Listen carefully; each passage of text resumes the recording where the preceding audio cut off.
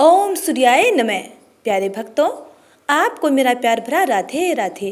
आज फाल्गुन मास का रविवार है, दिनांक 10 मार्च 2024।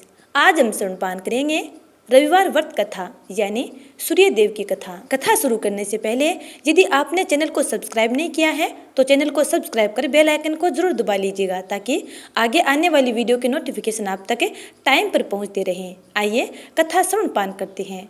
प्राचीन काल की बात है, किसी नगर में एक बुढ़िया रहा करती थी। वह हर रविवार को नियमित रूप से व्रत किया करती थी। इसके लिए रविवार के दिन वह सूर्योदय से पहले जागती और स्नान आदि से निवृत्त होकर आंगन की सफाई के लिए गोबर से लिपती थी। इसके बाद सूर्य भगवान की पूजा करती और फिर रविवार व्रत कथा सुनकर सूर्य भगवान को भोग अर्पित करती थी। भोजन के बाद बूढ़ी औरत दिन में सिर्फ एक समय ही भोजन करती। सूर्य भगवान की कृपा से बुढ़िया को किसी प्रकार की चिंता या कष्ट नहीं थे। धीरे धीरे उसका घर धन धान्य से भर रहा था। उसको इतनी अच्छी स्थिति में देख उसकी पड़ोसन उससे जलने लगी।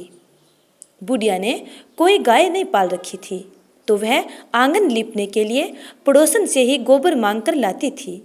पड़ोसन ने फिर अपनी गाय को एक दिन घर के भीतर बांध दिया।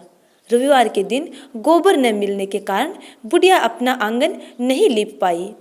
यह बात उसे अंदर ही अंदर दुखी कर रही थी। इसलिए उस दिन न तो उसने सूर्य भगवान को भोग लगाया न ही स्वयं भोजन किया। सूर्यास्त होने पर खुद को सजा देते हुए बुढ़िया भूखी प्यासी सो गई। अगले दिन सूर्य उदय से पहले उस बुढ़िया की आंख खुली तो वह अपने आंगन में एक सुंदर गाय और बछड़े को देख हैरान हो गई। उसने खुशी खुशी गाय को आंगन में बांधकर जल्दी से उसे चारा लाकर खिलाया। पड़ोसन की जलन और अधिक बढ़ गई। तभी गाय ने सोने का गोबर किया। गोबर देखते ही पड़ोसन की आंखें फटी की फटी रह गई। पड़ोसन उस बुढ़िया से छिपकर फौरन गाय के पास गई और उस गोबर को उठाकर अपने घर ले आई। साथ ही अपनी गाय का गोबर वहां रख आई। सोने का गोबर पाकर पड़ोसन कुछ ही दिनों में धनवान हो गई। बुढ़िया के आंगन में गाय प्रतिदिन सूर्योदय से पहले सोने का गोबर किया करती थी। उस गोबर को पड़ोसन बुढ़िया से छिपकर उठा ले जाती थी। काफी दिनों तक बुढ़िया को सोने के गोबर के बारे में कुछ नहीं पता चला। बुढ़िया हमेशा की तरह हर रविवार को सूर्य देव का व्रत करती और कथा सुनती रही। लेकिन जैसे ही पड़ोसन की चालाकी का पता भगवान सूर्य देव को लगा तो उन्होंने तेज आंधी चलाई। इस भयानक आंधी को देख बुढ़िया ने गाय को घर के भीतर बांध दिया। फिर अगली सुबह उठकर बुढ़िया ने सोने का गोबर देखा तो वह हैरान रह गई। फिर बुढ़िया अपनी गाय को हमेशा घर के भीतर बांधने लगी। सोने का गोबर पाकर बुढ़िया कुछ ही दिनों में बहुत धनवान हो गई। बुढ़िया के धनी होने पर पड़ोसन बुरी तरह से जल भूनकर राख हो गई। पड़ोसन ने अपने पति को समझा बुझाकर नगर के राजा के पास भेज दिया और पड़ोसन के पति ने राजा को गाय के बारे में सब बातें बता दी। यह सुनने के बाद राजा ने अपने सैनिकों को भेजकर उस गाय को अपने पास लाने का आदेश दिया। सैनिक उस गाय को बुढ़िया माई से छीनकर अपने राजा के पास पहुंचा देते हैं।